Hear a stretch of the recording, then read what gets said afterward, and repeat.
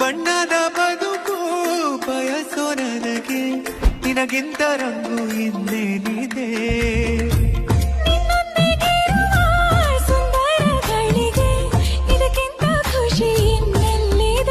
ನಾನಂತೂ ಕವಿಯಲ್ಲ ಏನೇನು ಬರೆಯೋಕೆ, ಒಲವೆಂಬ ವಿದ್ಯೆನೇ ಸಾಕೀಗ ಬದುಕೋಕೆ.